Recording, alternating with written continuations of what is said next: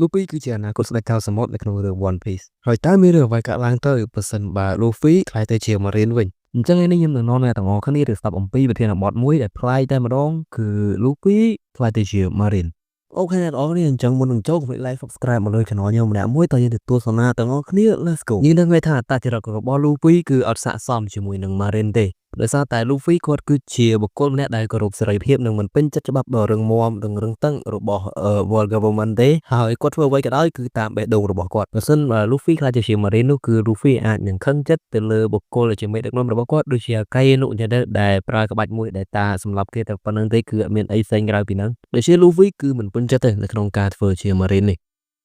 ក្រៅពីការមិនពេញចិត្តនេះក៏ដោយ Luffy នៅតែធ្វើជា Marine ធម្មតាប៉ុន្តែគឺ Luffy អាចនឹងប្រយុទ្ធជាមួយនឹង Pirate ដែលល្បីៗនិងខ្លាំងៗ Luffy អាចនឹងត្រូវបង្ខំចិត្តប្រយុទ្ធជាមួយនឹង idol របស់គាត់គឺ Shanks ហើយក៏អាចធ្វើការប្រយុទ្ធជាមួយនឹង Ace ដែលត្រូវជាបងប្អូនធម៌របស់គាត់ផងដែរក្រៅពីពីរនាក់នេះគឺ Luffy អាចប្រយុទ្ធជាមួយនឹង Whitebeard ក៏ដូចជា Blackbeard ផងដែរវានឹងបង្កការប្រឈមផ្លូវអារម្មណ៍ធំៗនិងខ្លាំងទៅលើ Luffy ជាពិសេសគាត់ត្រូវសម្លាប់ Pirate ដែលគាត់គោរពដូចជា Ace និង Shanks ថាធ្វើបែបនេះគឺដោយសារតែកាតព្វកិច្ចរបស់គាត់ Luffy ក៏អាចក្លាយទៅជាសិស្សរួមគ្រូរួមជំនាញជាមួយនឹង Kobeអ្នកនរគ្នាដឹងហើយថា Luffy គឺមានមិត្តរបស់គាត់តាំងពីក្មេងម្នាក់ដែលមានឈ្មោះថា Kobe ហើយបើសិនបើ Luffy ជាមនុស្សម្នាក់នៅក្នុង Marine ដូចគ្នានោះគាត់នឹងធ្វើការជាមួយ Kobe ហើយប្រហែលក្លាយទៅជា Hero Do នៅក្នុង Marine ពលគឺ Kobe ជាមួយនឹង Luffy អាចក្លាយទៅជាអ្នកដែលប្រយុទ្ធខ្លាំងនៅក្នុង Marine ហើយក៏អាចឈានទៅដល់ក្លាយទៅជា Admiral ផងដែរបើសិនបើពួកគេរួមដៃគ្នានេះគឺនៅក្នុងពិភពចោលសមុទ្រគឺអាចនឹងមិនមានទេដោយសារតែ Luffy ជាមួយនឹង Kobe គឺមានសមត្ថភាពខ្លាំ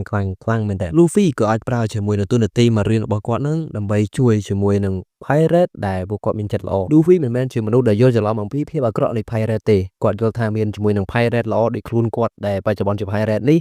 និង Pirate អាក្រក់ប្រសិនបើគាត់គឺជា Marine Man គាត់នឹងប្រើទូនាទីរបស់គាត់ដើម្បីជួយជាមួយនឹង Pirate ដែលធ្វើអំពើល្អ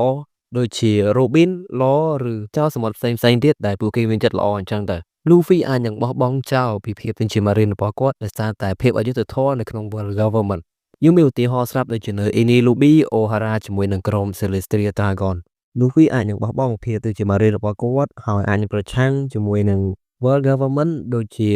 Revolutionary Army របស់ Dragon ដែលទៅជាឪពុករបស់គាត់ផ្ទាល់ពេលនោះ Luffy អាចនឹងមានទំនាក់ទំនងស្និទ្ធជាមួយនឹងឪពុករបស់គាត់ក៏យើងអាចថាបានដែរអ្នកទាំងអស់គ្នាប្រសិនបើ Luffy គាត់នៅតែមានជាមួយនឹង Gear ទី5របស់គាត់ជាមួយនឹងផ្លែឈើ Hitonomi Model Nika នោះតើវាមានរឿងអ្វីកើតឡើងទៅប្រសិនបើ Luffy បានបរិភោគផ្លែឈើដែលមានឈ្មោះថា Hitonomi Model Nika វាបង្ហាញថាគាត់ជាអ្នកដឹកនាំសេចក្តីសប្បាយនិងផ្ដល់សេរីភាពដល់ពិភពលោកក៏ប៉ុន្តែប្រសិនបើ Luffy ស្ថិតនៅក្រោម World Government វាប្រហែលជាអាចនឹងក្លាយទៅជា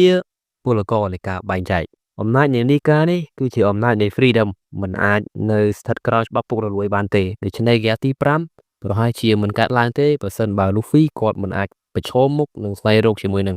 សេរីភាពផ្ទាល់ខ្លួនរបស់គាត់ដូច្នេះ Luffy គឺអាចនឹងចាក់ចេញអំពី Marine ហើយលែងនៅក្រោមការគ្រប់គ្រងរបស់ World Government ហើយគាត់នឹងស្វែងរកសេរីភាពផ្ទាល់ខ្លួនរបស់គាត់ដូចជាគាត់ទៅធ្វើជាកៅសមុទ្រអញ្ចឹងទៅស្របពេលនោះ One Piece គឺអាចនឹងមិនមានទៀតទេការសាច់ជ្រាវ One Piece Poneglyph ជាមួយនឹង Essence City នឹង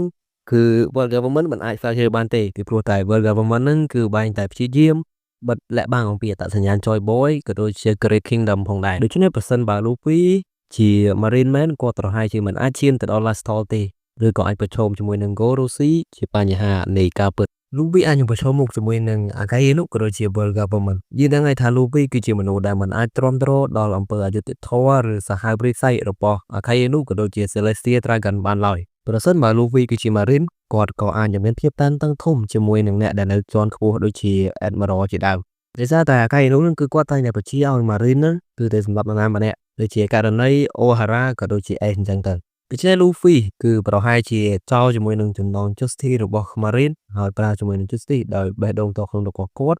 ដែលវានាំឲ្យ Luffy មានភាពរឹងមាំដើម្បីប្រឈមមុខជាមួយនឹង Akainu ដែលត្រូវជា Admiral ម្នាក់អញ្ចឹងទៅអញ្ចឹងយើងទៅនិយាយអំពីរឿងដែលចម្លែកមួយគឺការបង្កើតជាមួយនឹង Marine Pirate ឬក៏ក្រុមយុទ្ធធម៌សេរីភាព Luffy គឺគាត់គិតថាការចងមិត្តភាពនេះគឺមានសារៈសំខាន់ណាស់សម្រាប់គាត់ដូច្នេះបើសិនបើគាត់គឺជា Marine នោះគាត់ក៏អាចតាក់ទាញមនុស្សដែលមានបេះដូងល្អដូចជា Smoker, Kobe, Orochimaru និងប្រហែលជានឹករលឹកដល់មិត្តភក្តិចាស់ៗរបស់គាត់ដូចជា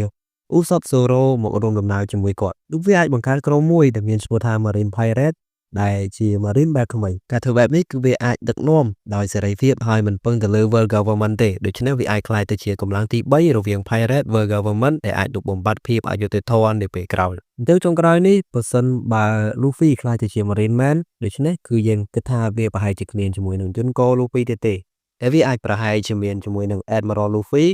ឬ Trilor Luffy ប្រសិនបើ Luffy គឺជា Marine Man គាត់នឹងមិនអាចក្លាយទៅជាយន្តកឬ Pirate King បានទេប៉ុន្តែ Luffy អាចក្លាយទៅជា Admiral Luffy ម្នាក់បើសិនជាគាត់ស្មោះត្រង់ក៏ប៉ុន្តែបើតាមអត្តចរិតរបស់ Luffy នេះគឺគាត់មានតែ 50% ប៉ុណ្ណោះដែលអាចក្លាយទៅជា Admiral Luffy ប៉ុន្តែគាត់អាចមាន 50% ទៀតដែលបង្កើតឲ្យគាត់គឺជាអ្នកក្បត់ជាមួយនឹង Marine ដោយសារតែ Luffy អាចនឹងមិនចូលចិត្តជាមួយនឹងការដឹកនាំរបស់ World Government ទេពេលនោះLuffy អាចក្លាយទៅជាអ្នកបំបែកបំបាក់ Marine ហើយបង្កជាមួយនឹងការប្រឈមមុខជាមួយនឹង World Government ផងដែរអញ្ចឹងអ្នកនរនេះបើសិនជាតាមសរុបមកគឺយើងគិតថា Luffy អត់អាចក្លាយទៅជា Marine បានទេដោយសារតែតាមអត្តចរិតរបស់គាត់នឹងគាត់ជាមនុស្សម្នាក់ដែលចូលចិត្តសេរីភាពដូច្នេះគឺគាត់នឹងដើរតាមបេះដូងរបស់គាត់គឺចង់ក្លាយទៅជាស្ដេចចៅសមុទ្ររបស់គាត់អញ្ចឹងទៅហើយអ្នកនរគ្នាអញ្ចឹងវីដេអូនេះគឺមានតែប៉ុណ្្នឹងទេសង្ឃឹមថាអ្នកទាំងអស់គ្នានឹងពេញចិត្តកុំភ្លេច like subscribe មកលើ channel ខ្ញុំម្នាក់មួយហើយពិតជា sorry ខ្លាំងមែនតើអ្នកទាំងអស់គ្នាបើសិនបើមានកំណងខុសឆ្គងនៅចំណុចណាមួយអូខេអញ្ចឹងយើងមានតែប៉ុណ្្នឹងទេ YouTube មាននៅក្នុងវីដេអូក្រោយទៀតហ្នឹងហើយបាយបាយ